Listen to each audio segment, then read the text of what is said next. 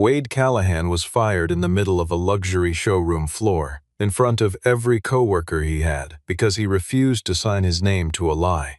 A month later, he spent his last savings on a small roadside garage, the paint on the sign still tacky to the touch. His first customer was not a neighbor or a passerby. It was Cassandra Whitlock, the woman who had once called him a useless mechanic in front of the whole company. Her $1 million car had died right outside his door, and only Wade knew that the failure under her hood was about to bring down the very people who had destroyed him. If you love a story where a humbled single father outsmarts the powerful woman who fired him, stay until the very end. The engineering floor of Whitlock Meridian Motors smelled of fresh polymer and cold metal long before the sun came up that morning, and Wade Callahan was already there, standing under the halogen lights with a diagnostic tablet in one hand and a printed failure report in the other. He had spent 11 years inside this building, rising from an apprentice technician to the lead engineer overseeing the company's most ambitious project, a luxury electric sedan called the Meridian Aster, model number 12, built for buyers who measured comfort in the language of silence and precision. Wade had found something wrong in that silence. Buried inside the vehicle's power control module was a defect that no marketing department could spin away, a flaw that could cause the entire electrical system to lock mid-drive, stranding a driver on a highway or, worse, in the middle of an intersection. He had run the tests 3 times because he did not trust easy answers, and 3 times the numbers had told him the same uncomfortable truth. He requested a delay on the launch, a request that would cost the company weeks it did not want to lose. Cassandra Whitlock arrived on the floor not long after, trailed by her chief financial officer, Beckett Harrington, and a small procession of executives who moved the way people move when they already believe they have won an argument. Cassandra carried herself the way her family always had, chin level, voice measured, a woman raised inside boardrooms who had learned early that hesitation looked like weakness to the people who wrote the checks. The Aster launch was set to anchor a stock announcement in 9 days, and every investor on the call was expecting good news. Beckett spoke first, the way he always did, smooth and rehearsed, telling Cassandra that Wade was exaggerating a minor technical anomaly, that engineers loved to find ghosts in machines when deadlines pressed too close. He said the delay Wade wanted would cost the company millions in lost momentum and would hand a headline to every rival waiting to pounce. Cassandra listened to Beckett the way she always listened to Beckett, because his numbers were clean and his sentences never wavered, and because trusting him required less of her than trusting a mechanic covered in grease. Wade set the failure report on the table between them and asked for 30 seconds of her attention, not an argument, just 30 seconds. He explained, without raising his voice, that the module drew power unevenly under sustained load, that under specific but common driving conditions the vehicle could shut down its own steering assist without warning. He told her the fix existed and was not expensive, only inconvenient, requiring a short delay to recall test units before the launch event. He asked her to read the data herself before deciding anything. Cassandra did not read it. She glanced at the paper the way people glance at things they have already decided do not matter, and she told the room that Whitlock Meridian did not build its reputation by letting fear slow it down. She asked Wade to sign the final safety certification so the launch could proceed on schedule. Wade told her, quietly and without drama, that he could not put his name on a document stating something he knew to be false, because a signature was not a formality to him, it was a promise, and he did not make false promises even to protect his own paycheck. The room went very still. Cassandra's face did not change, but something behind her eyes hardened into the particular coldness of a person who has just been told no by someone she expected to comply. She told Wade that a man in his position should feel grateful to have ever stood inside a building like this one, that plenty of engineers would trade places with him without a second thought, and that gratitude, apparently, was not a language he understood. She asked security to collect his badge before he had even finished setting down the tablet in his hand. Wade did not raise his voice, did not argue, did not beg for his job back the way some part of him, the tired single father part, quietly wished he could. He unclipped his employee badge, placed it on the workbench beside the report no one had read, and looked at Cassandra with an expression that held more pity than anger. He told her that someday she would need someone who told her the truth more than she needed someone who applauded her decisions. And then he turned and walked toward the exit, while 24 co-workers pretended very hard to be looking at their own workstations. Outside, the rain had started, thin and cold, the kind that soaks through a jacket before a person even notices. Wade carried his old toolbox in one hand and a sealed envelope in the other, a copy of every technical note he had filed over the past year, each one time-stamped and legally his own property. He did not know yet what he would do with those pages, only that he had a right to keep a record of the truth he had tried to tell, and that somewhere at home a 9-year-old girl named Tessa was waiting for her father to walk through the door the way he did every evening, unaware that everything had just changed. A month passed in the particular blur that follows a person losing the identity they had built their adult life around.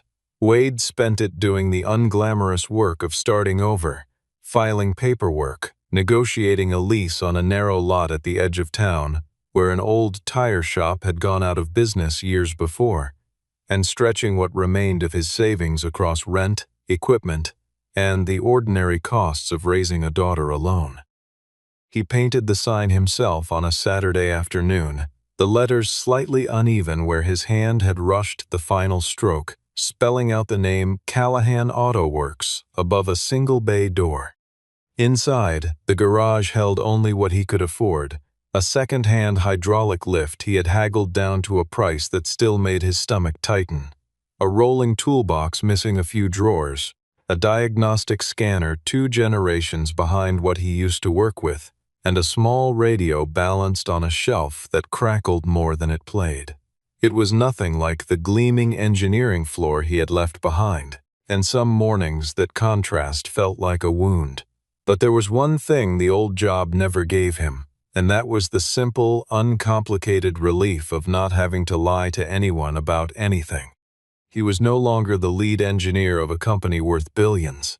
He was once again just a mechanic, the kind who changed oil, checked brake pads, patched tires, and listened to customers describe strange noises their cars made on cold mornings. For Wade, that felt less like a demotion and more like an exhale, the sensation of a man finally allowed to work with his hands and his conscience pointed in the same direction. He told himself, on the harder days, that a small, honest business was worth more than a large, dishonest one, even if the bank account did not always agree.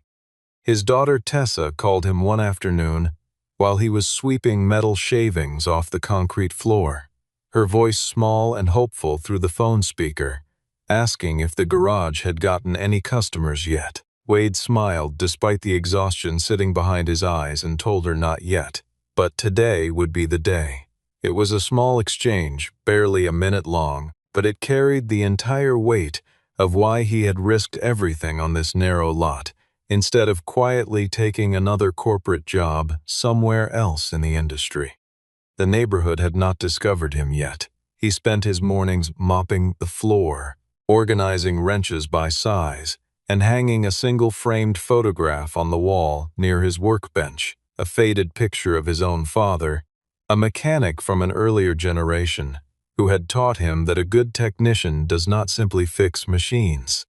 He keeps promises to the people who trust him with something they cannot fix themselves. Wade often thought of that lesson more than any engineering degree he had ever earned, because it was the one thing Whitlock Meridian had never managed to take from him. The little radio on the shelf crackled through a business news segment that afternoon, and Wade paused his sweeping when he heard the name of his old employer. The announcer reported that Whitlock Meridian Motors was facing an emergency board session after several Aster units delivered to high-profile clients had experienced sudden power failures on the road.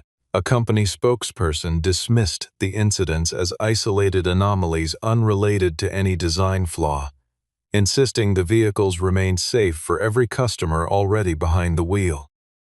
Wade listened without comment, wiping his hands slowly on a rag, feeling no satisfaction in being right, only a familiar, heavy dread. He had warned them. He had put it in writing, dated and signed, and they had chosen convenience over caution because convenience was easier to explain to shareholders. He told himself it was no longer his problem to solve, that he had a small business and a daughter to raise, and no more patience left for boardrooms that valued applause over honesty. He believed that, mostly until the sound of a struggling engine rose outside his open bay door late one afternoon, rough and uneven, the unmistakable rhythm of a vehicle fighting its own electronics.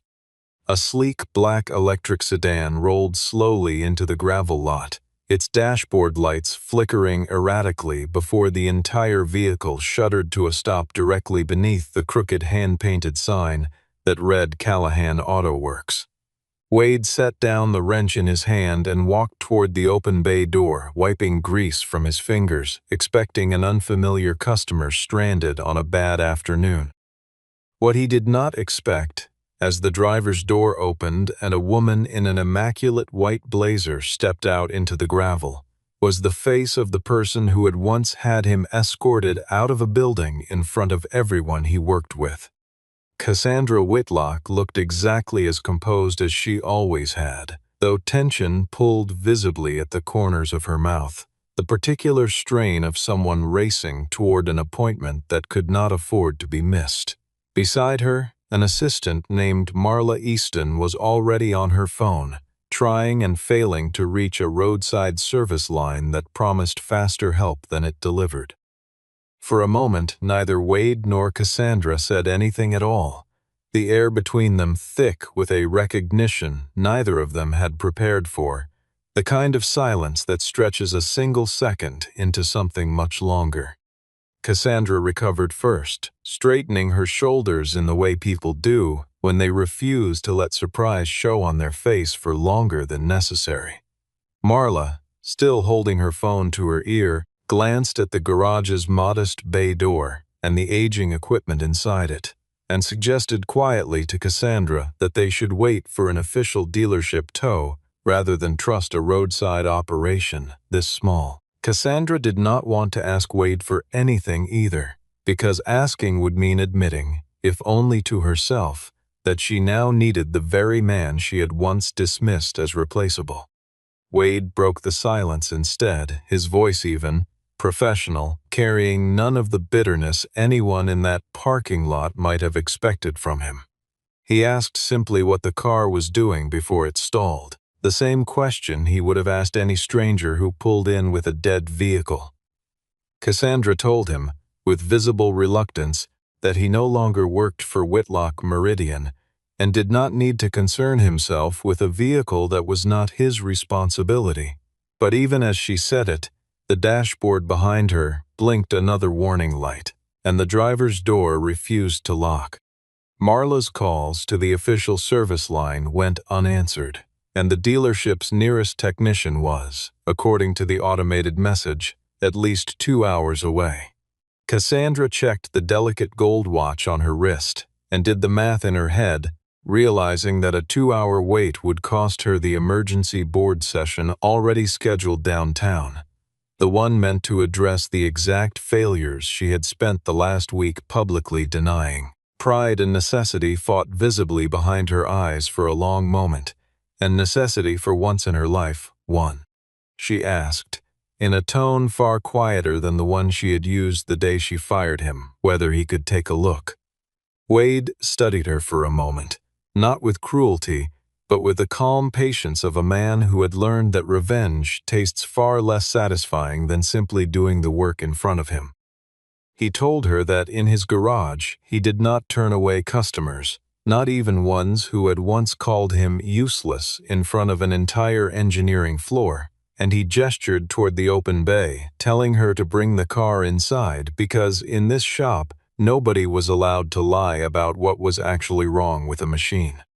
Wade guided the vehicle onto the aging hydraulic lift, while Cassandra stood near the workbench with her arms folded, trying to maintain the posture of a woman still fully in control of the situation despite standing in a garage she would never have chosen to enter voluntarily.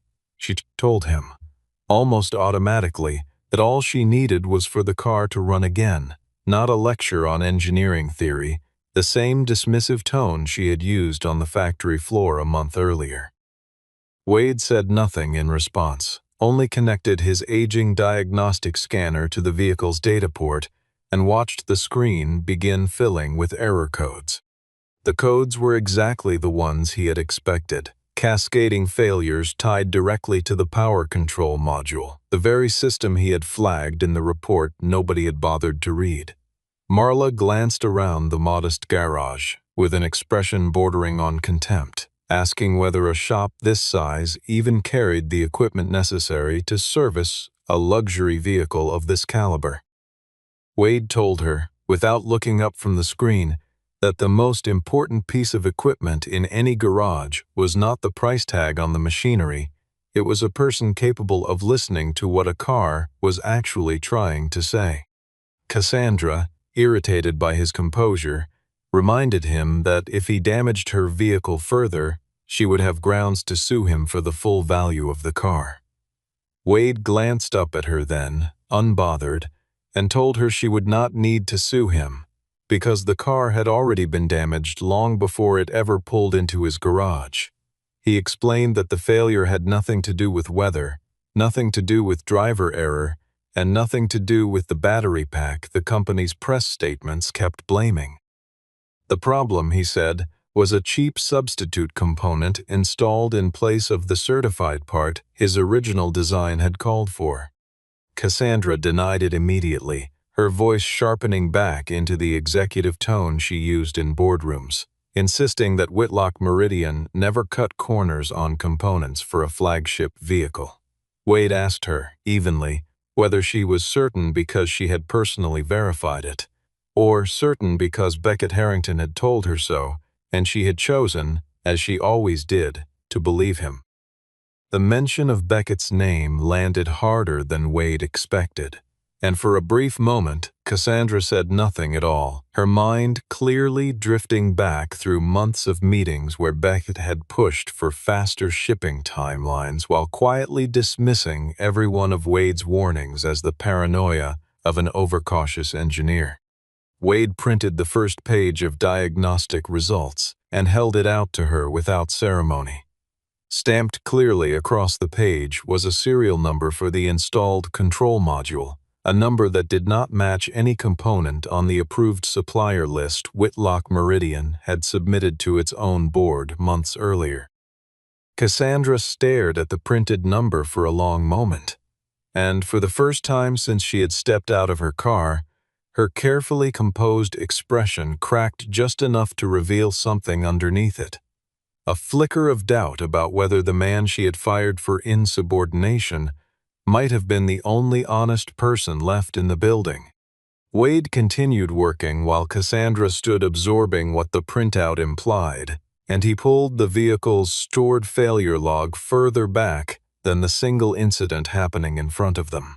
The data did not describe an isolated glitch limited to her car. It described a pattern stretching across an entire production batch, dozens of vehicles carrying the same mismatched component, each one accumulating the same warning signs before eventual failure. In a story built around business consequences rather than physical danger, the real threat here was reputational and financial. A wave of stranded luxury vehicles capable of collapsing investor confidence overnight if the truth ever reached the press before the company controlled the narrative itself. Cassandra tried once more to hold her ground, suggesting that Wade might simply be speculating without sufficient evidence to draw such a sweeping conclusion. Wade walked to a locked file cabinet near his workbench and retrieved a thin folder he had carried out of Whitlock Meridian the day he was fired, containing copies of every technical memo he had filed in the months before his termination. The dates, the timestamps, and the acknowledgement signatures from his former supervisors lined up almost perfectly, with the failure pattern now blinking across his outdated scanner screen. Marla's confidence collapsed visibly as she read over Cassandra's shoulder, realizing that if this data proved accurate, Cassandra would be walking into her board meeting carrying evidence that her own chief financial officer had buried a defect, while her own decision to fire the one engineer who caught it had made the entire crisis worse. Cassandra asked quietly why Wade had kept copies of internal reports after being terminated, and he answered simply that he had taken nothing confidential, only records of his own written warnings, each one properly dated, signed, and legally his to keep as proof he had done his job honestly even when no one wanted to hear it. Something shifted behind Cassandra's eyes as she thought back to the morning she fired him, remembering how little attention she had actually paid to the report sitting on the table between them that day.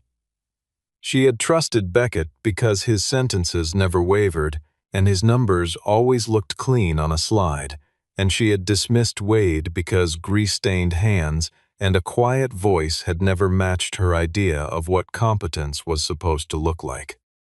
Her own pride, she realized standing in that modest garage, had chosen the polished liar over the honest mechanic, and the consequences of that choice were now blinking angrily across a second-hand diagnostic screen. Wade made the necessary temporary repairs so the vehicle could safely reach downtown, but he made no effort to soften what he said next as he wiped his hands clean on a rag.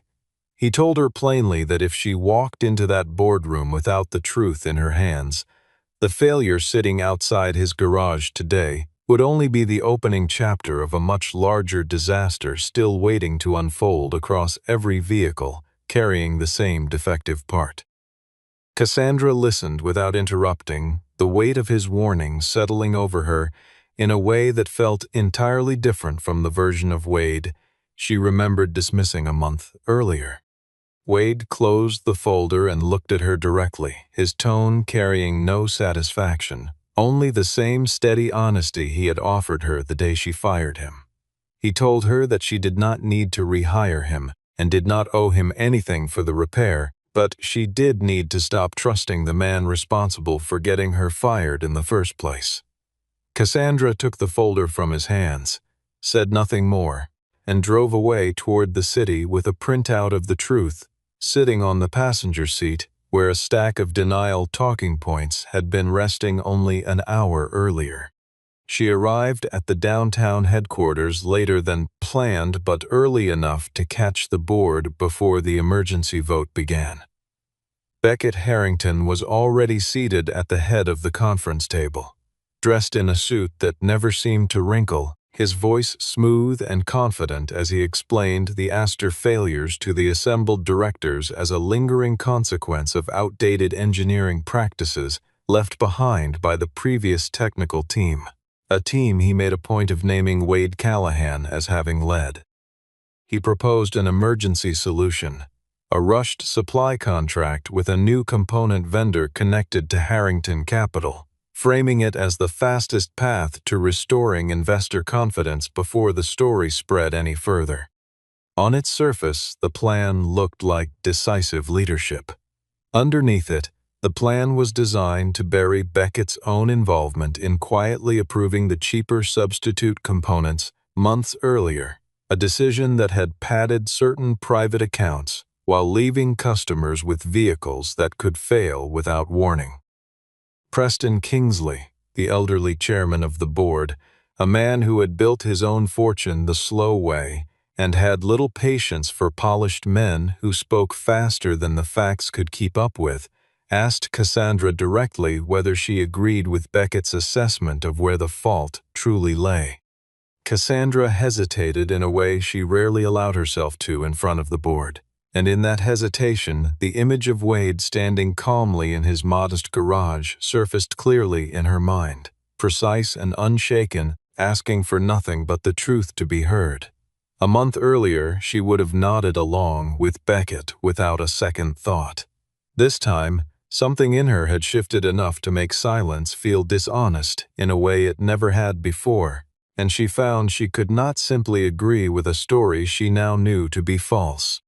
Beckett pressed forward anyway, painting Wade as an emotional engineer who had never understood the pressures of running a real business, a man now reduced, he added with a thin smile, to fixing used cars somewhere on the outskirts of town, hardly a name worth mentioning in a room discussing billions of dollars in enterprise value. It was in that exact moment that Cassandra placed Wade's printed diagnostic report on the table in front of the entire board, the paper landing with a soft, deliberate sound that quieted the room faster than any raised voice could have. She told them plainly that her own vehicle had suffered the identical failure earlier that same afternoon, and that the only person who had correctly diagnosed the cause was the very engineer Beckett was currently trying to discredit. Beckett laughed it off, insisting a small independent garage could hardly be treated as a credible source of evidence for a boardroom decision of this magnitude. Cassandra answered him evenly, telling him that a small garage might not carry much weight on its own, but a mismatched serial number certainly did, and she watched something behind Beckett's confident expression falter for the first time since she had known him. Clara Wexler, the board's legal counsel, took the printed report and cross-referenced the serial number against the company's official procurement records while the room waited in uncomfortable silence.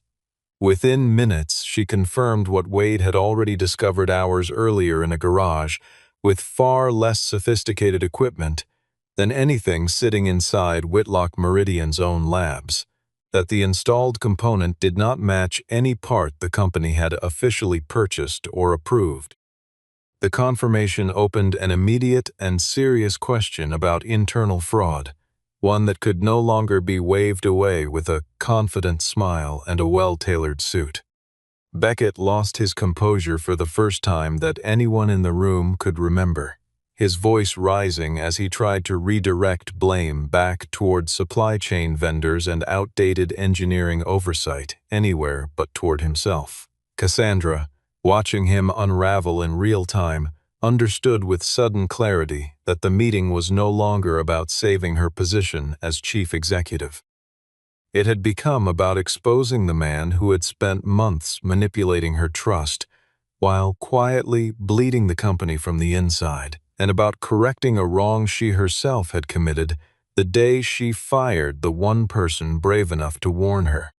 The board demanded further technical verification before any final vote could be taken, and Preston Kingsley suggested, in a tone that left little room for argument, that the man who had originally authored the warning report should be the one to confirm the data in person. Cassandra was the one who placed the call, standing near the window of the executive floor while the city lights blurred faintly through the glass behind her.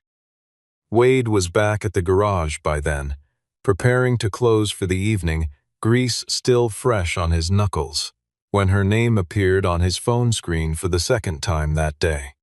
He hesitated before answering, some old and understandable resentment rising in his chest at the thought of walking back into the building that had once humiliated him in front of everyone he respected.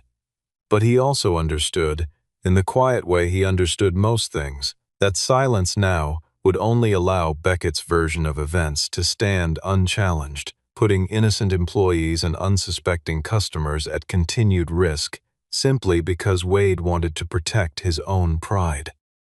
He told Cassandra he would come, hung up the phone, and locked the garage door behind him with the same steady calm he brought to everything else.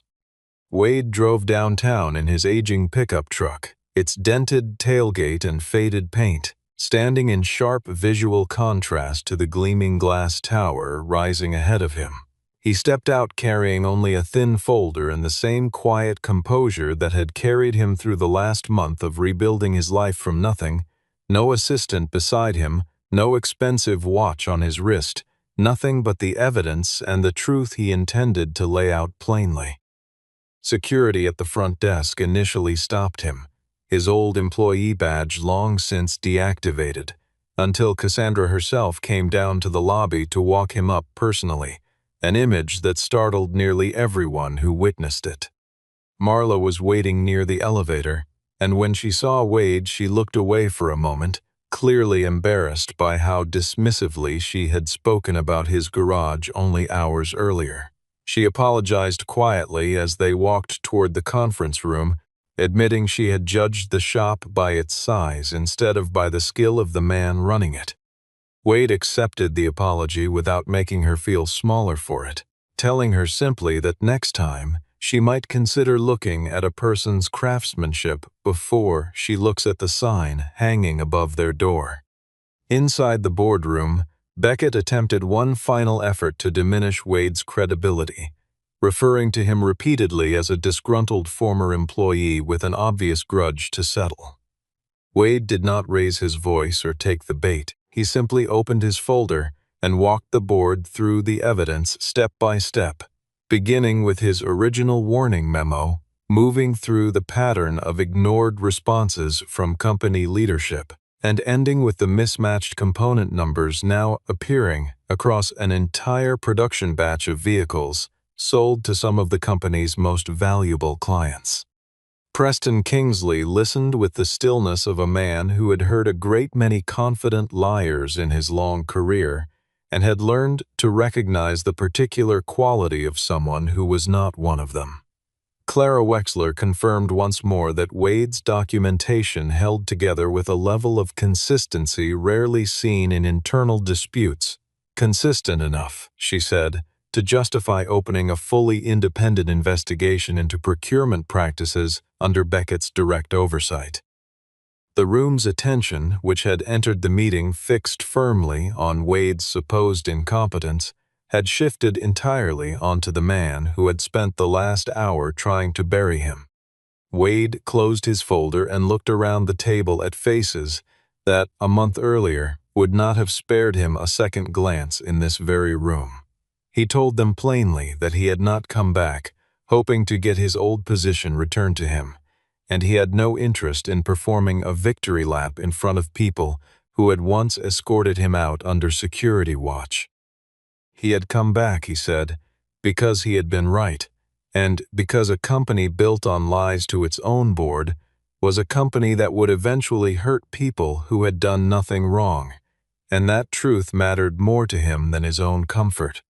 Just as the room seemed ready to settle into simple vindication, Wade offered something no one at the table had anticipated.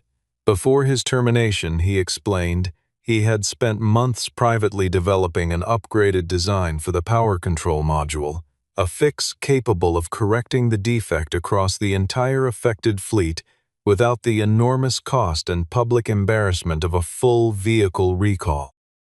Because the company had fired him before any formal agreement transferring ownership of that design had ever been signed, the fastest, cheapest, and cleanest solution to the crisis threatening billions of dollars in company value now legally belonged to the very man Cassandra had once thrown out of the building.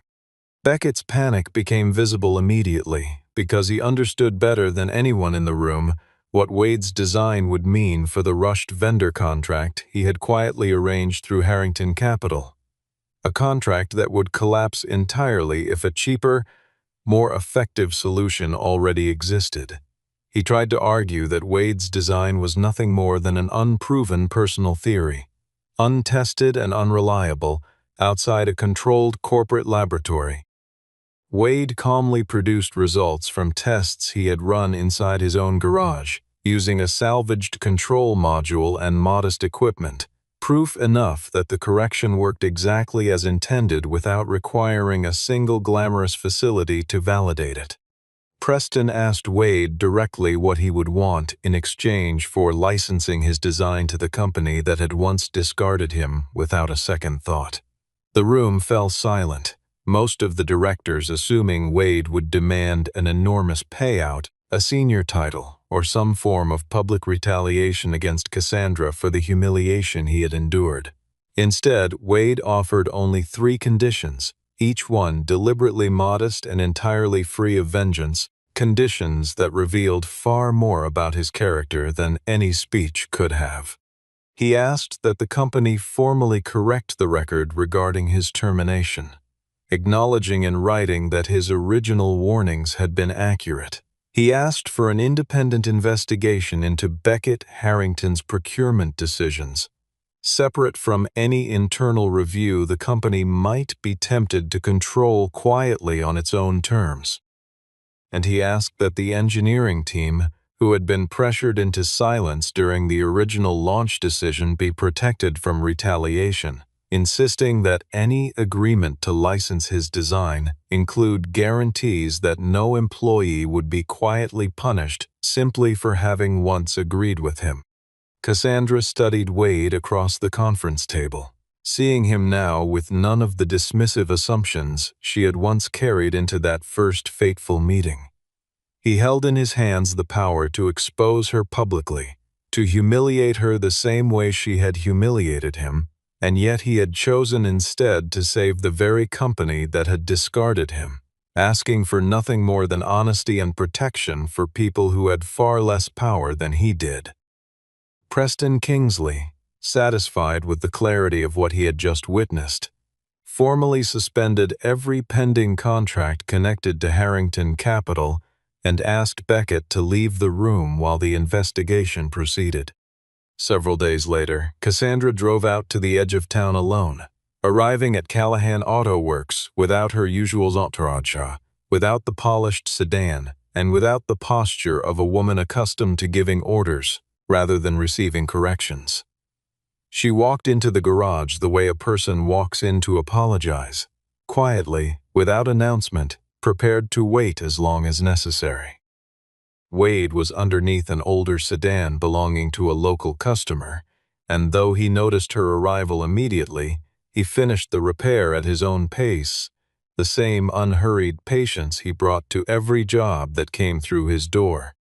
When he finally wiped his hands and stepped out to meet her, Cassandra offered an apology far more direct than anything she had ever spoken aloud in a boardroom. She admitted that her own arrogance had led her to trust a man who told her exactly what she wanted to hear, and that she had dismissed Wade simply because he lacked the polished appearance she had always associated with competence and authority. Wade listened without interrupting, and when she finished, he told her gently that an apology only carried real weight when it arrived alongside action, not simply well-chosen words in an empty garage.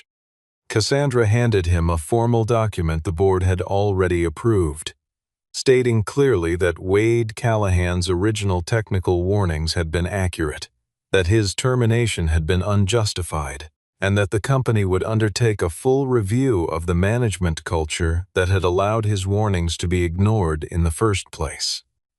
She also offered, with visible sincerity, to reinstate him as the company's senior director of engineering, a position with far greater authority than the one he had held before.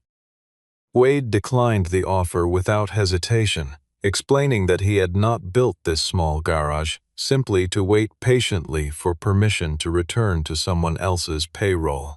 He told her he was willing to work with the company as an independent contractor on the licensing agreement for his design, but that Callahan Auto Works would remain entirely his own, a business built on his own terms and answerable to no boardroom but his own conscience. Cassandra respected the answer more than she expected to, and she found herself asking, almost hesitantly, whether he still harbored any resentment toward her after everything that had happened between them. Wade considered the question honestly before answering, admitting that he had been angry for a while, but that carrying hatred toward her would have cost him more time than it was worth, especially with a garage full of cars still waiting on him. The answer landed softly but carried real weight, revealing a man strong enough to hold his ground without needing to inflict cruelty on someone who had already been humbled by her own mistakes. Cassandra looked around the modest garage one final time before leaving, at the mismatched tools, the second-hand lift, and the small framed photograph of Wade's father hanging near the workbench. And she understood, in a way she had not understood a month earlier, that this unassuming little shop was not small at all in any way that actually mattered. In the weeks that followed, business at Callahan Auto Works grew steadily busier, though Wade never advertised or boasted about what had happened downtown. Word simply traveled the way it does in small communities, passed quietly between customers who had heard that the mechanic on the edge of town was the same man who had once caught a defect large enough to shake an entire luxury car company to its foundation. Whitlock Meridian Motors formally licensed Wade's design and launched a company-funded upgrade program for every affected vehicle already on the road, a decision that ultimately protected both its customers and its reputation far more effectively than any rushed vendor contract ever could have. Beckett Harrington was suspended pending the outcome of the independent investigation, and within weeks he departed the company entirely once auditors uncovered a trail of concealed contracts tied to Harrington Capital, contracts that had quietly enriched him while leaving the company exposed to exactly the kind of crisis Wade had tried to prevent from the very beginning. Cassandra changed the way she led the company after that, spending far more time on the production floor listening directly to technicians instead of relying solely on polished reports handed to her by executives eager to please. She did not become a perfect leader overnight, but she learned, slowly and deliberately, to value the uncomfortable truth over the comfortable lie. Tessa appeared once more in a short phone call one evening, her voice bright as she asked her father whether the garage had gotten any customers yet, the same question she had asked him a month earlier, when the answer had still been uncertain. Wade looked out across the small lot, where 3 vehicles now sat waiting for their turn on the lift, and told her, with quiet pride in his voice, that yes, there were customers now, more than he had ever expected, when he first painted that crooked sign above the door. The final scene arrived on an ordinary afternoon when Cassandra returned to Callahan Auto Works, driving the very same Aster that had first broken down outside his garage weeks earlier. This time the car was running perfectly, and she had not come because of a mechanical emergency, but simply to settle an invoice Wade had never actually sent her for that first repair. Wade told her he had fixed the vehicle the same way he fixed every other car that came through his door, and that she owed him nothing more than the standard listed price for the work performed, regardless of who she was or what had happened between them in the past. Cassandra placed the payment on the counter, along with a handwritten note she had folded neatly beside it. A note that read simply that she was thankful he had fixed her car, and even more thankful that he had fixed something she had not realized was broken within herself. Wade read the note quietly, saying little in response, and afterward he pinned that very first invoice onto the wall of his garage, not as a trophy to boast about, but as a quiet reminder of the day the woman who had once fired him became instead his very first customer. Cassandra had once believed she was ending Wade Callahan's career for good, the moment she had him escorted out of her company in front of everyone he knew. In the end, she had only unknowingly guided him toward the one place where the entire world would finally see the true value he had carried with him all along.